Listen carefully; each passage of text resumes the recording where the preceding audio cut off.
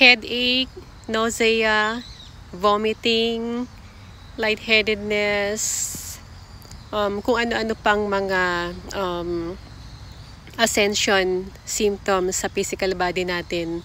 So right now, maraming nakakaramdam nito, mga body aches, dahil nga ito sa tinatawag na barometric pressure ng earth natin. So itong barometric pressure na ito, this will happen, for example, kung nakatira ka sa malapit sa dagat, or kung malapit ka sa dagat, so dito nagkakaroon ka ng high barometric pressure, which is, i-compare mo naman sa tao na nakatira sa mountains, so sila naman yung nasa low pressure.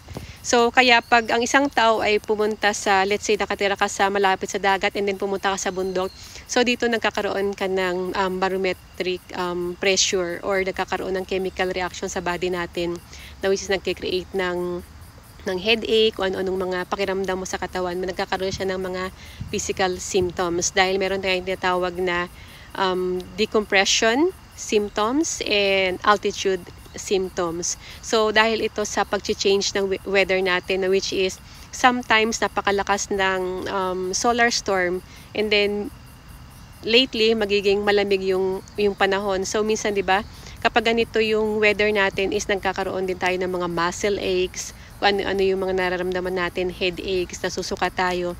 So ito yung effect ngayon ng ascension process, or yung pag-upgrade ng planet natin, or shifting, energy shift ng planet natin. Now, which is itong inner core natin, dahil sa nag-upgrade ito ngayon, and marami na ring mga research dito ng mga scientists, na which is ngayon is yung crystal, yung inner core ng planet natin is nagpo-form siya ng crystalline.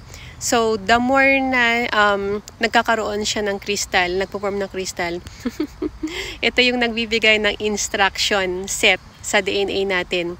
So this inner core is just like a planetary brain. So during dark ages, so itong inner core natin is made of iron and nickel, right? So ito yung nagki-create ng malakas na electromagnetic field sa planet natin. But this time, dahil nga nasa pag-upgrade na yung planet natin, nag-upgrade na rin si Mother Gaia. So marami ng mga natagpuan na crystal dito. So ito na yung simula ng awakening of the crystal grid. So itong crystal na to, ito yung pinaka planetary brain natin. So once the crystal is awakened, so dito tayo magkakaroon ng instruction set sa DNA natin. This instruction set will determine how much we can manifest our DNA and RNA molecules sa lahat ng mga living things. So lahat ngayon, we as human and all the living things here on planet Earth, we are changing our structure, our atomic structure, atomic and subatomic molecules structure. So it is very important na magkaroon tayo ng information, ng ganitong information, ng knowledge, kung paano ba natin isasabay yung body natin sa pag-upgrade ni Mother Gaia, because we are working hand in hand. Very connected tayo sa planet Earth, because we are, kung ano yung, kumbaga, merong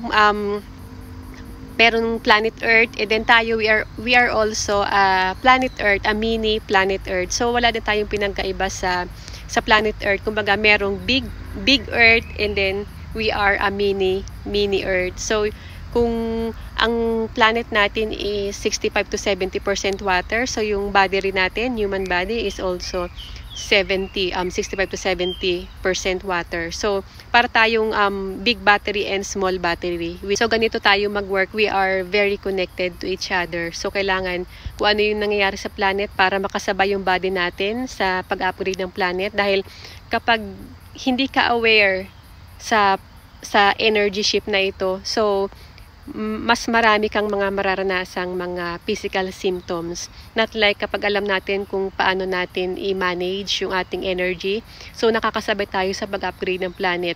So kapag hindi nag-match yung energy mo sa taas ng energy ngayon ng planet, so dito tayo nagkakaroon ng mga sakit na hindi natin alam, mga virus overload. So if you are interested with this kind of topic, stay tuned at marami pa tayong mga i-reveal na mga new information, how to upgrade your DNA.